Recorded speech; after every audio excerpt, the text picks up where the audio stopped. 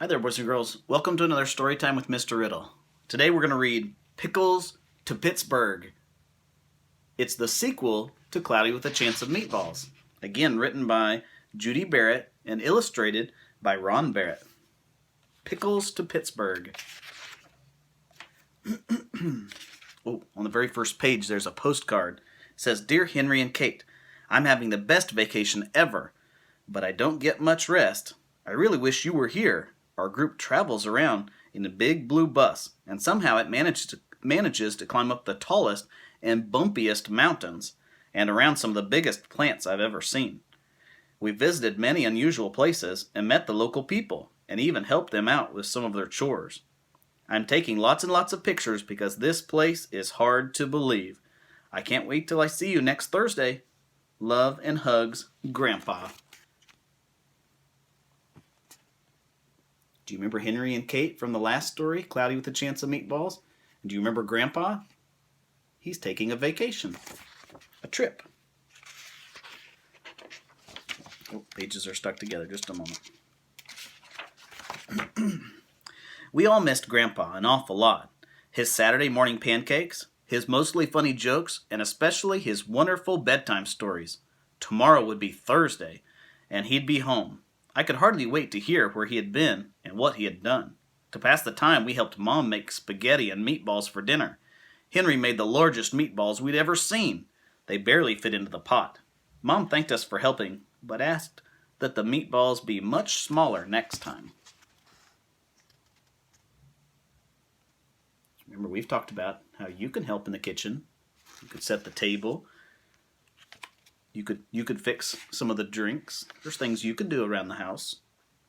After we finished eating, Henry and I cleared the table so we could help bake a special welcome home cake for Grandpa. It was chocolate with strawberry icing and made in the shape of Grandpa's face. We licked as much of the batter off the spoons as we could.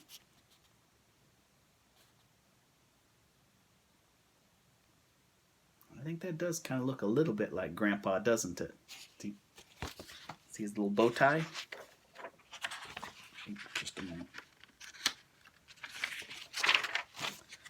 I took Grandpa's postcard up to my room and put it on the little table beside my bed. I kept staring at it and wondering. The lamplight made a bright photograph of such a wonderful place that seemed somehow familiar. I said goodnight and drifted off in my dreams. There she is at bedtime. Starting to dream. Surrounded by milky blue skies, and with Henry as my co-pilot, we carefully steer our plane through large puffs of mist. Soon we find ourselves soaring over an island, a very lumpy island. From the air it looks like a gigantic feast. Immense vegetables, salads, desserts that lie beneath us. The mountains look like huge loaves of bread.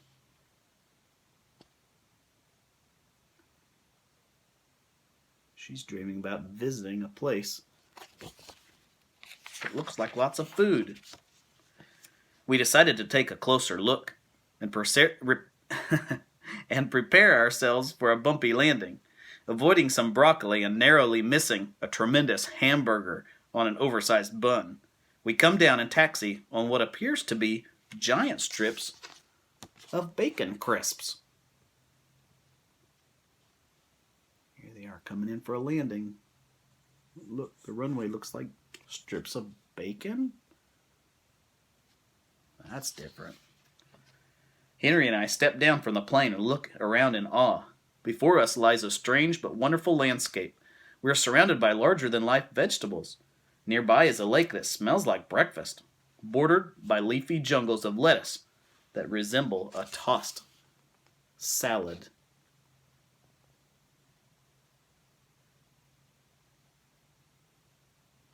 It's a very interesting lake. We try to keep our balance as we walk around on the top of a gigantic bagel and past a forest of towering carrots. One is pierced by a tunnel large enough for a car to drive through. Those are some big carrots if a car can drive through the middle of them. Off in the distance, we see popcorn snowing down onto peaks of enormous rolls. Way above our heads, high up in the trees that look like broccoli, chubby birds are nestled in huge shredded wheat biscuits. Little birdies, their shredded wheat nest.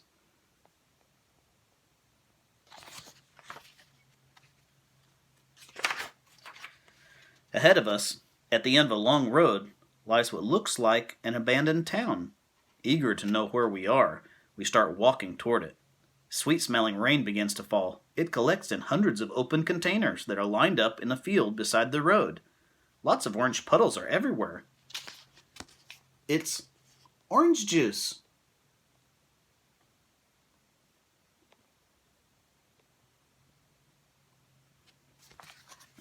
All of a sudden, we find ourselves standing in the shadow of a huge tuna fish sandwich being airlifted by a helicopter. In the distance, another helicopter races off with a jumbo pickle in tow. Those helicopters are picking up a big giant sandwich and that jumbo pickle.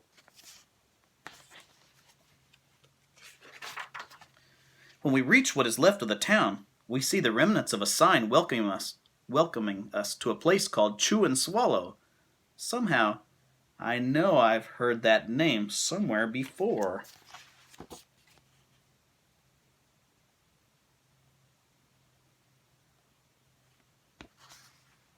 We walk through the entire town in amazement. Oh my goodness, you're going to have to look closely. Look at the town. Oh my goodness. Oh dear, I wouldn't want that to be my town. That looks like a big mess.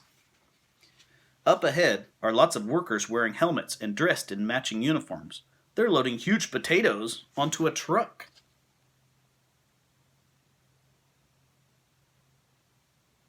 Oh dear, those are very large potatoes. Other trucks sag under the weight of immense artichokes. Enormous eggplants, massive peas and carrots, foot-long veal cuts are stacked up, ready to be packed up for shipping. It's so heavy for that little scoop there. That truck's, oh my goodness, the tires are going to pop. A bulldozer pushing all those peas and carrots. Look all those slices of meat all stacked up. To the east, the weather is changing, and we can see sandwiches raining down. As soon as they land, they are piled up neatly, ready for shipment on a freighter. It's anchored down by the shore. See him loading up those sandwiches on that boat, freight ship. Large reservoirs of milk and cream flow into extra large containers, which are lined up, ready to be loaded on a ship. Printed on the sides of the trucks are the words, Falling Food Company.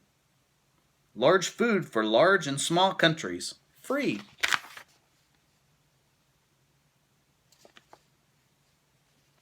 See the ice cream melting to a reservoir and going right into those containers ready to be shipped out.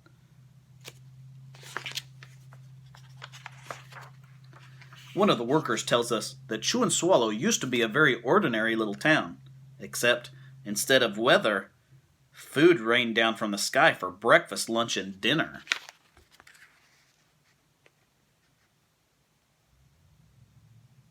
There he is talking to them. Back then, he says, by some quirk of nature, the falling food grew larger and larger. Storms of gigantic food threatened normal life, so the people took their belongings and sailed away to a new land. They sailed on rafts made of huge slices of stale bread. Do you remember the story we read yesterday? Cloudy with a Chance of Meatballs, a giant pancake on top of the school. Oh, there's those donuts rolling down the street. A tomato tornado, and there's their boats. Remember, made of slices of bread.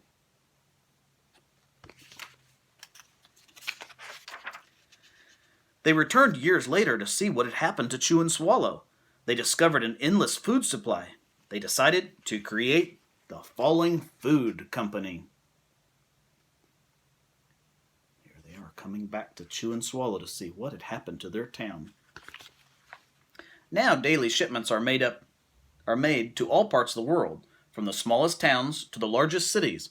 As soon as food lands, it is wrapped up, boxed up, bottled or packaged, and sent out to people who need it.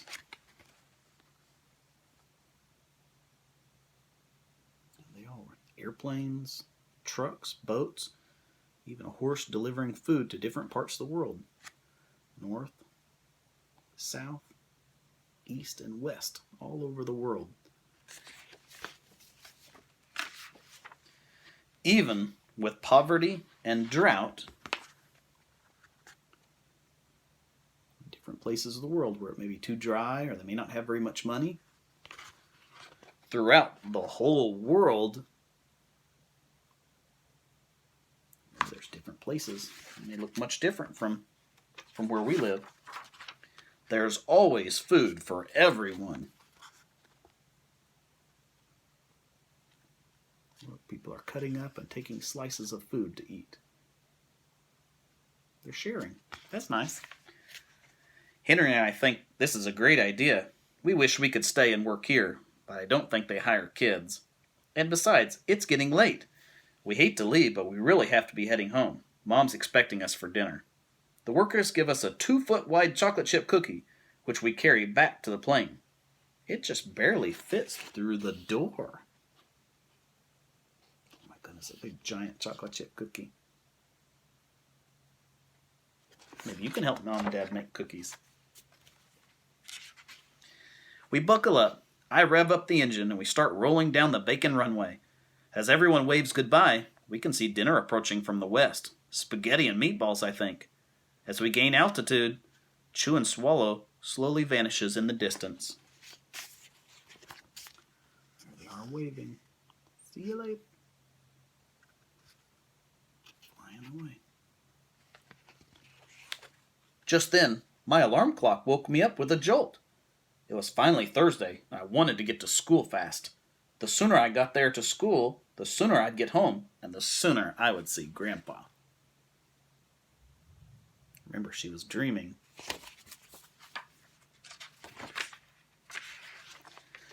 After school, when we got home, we ran as fast as we could into Grandpa's waiting arms. "I brought back something special for you," said Grandpa, and he gave each of us a very large box containing a chocolate chip cookie that he had gotten on his trip. It was almost 2 feet. 2 feet wide. They were the biggest we had ever seen. See the big boxes of cookies right here? Mom made Grandpa's favorite dinner, chicken and dumplings, and we surprised him with our special welcome home cake. Grandpa chose the slice with the mustache.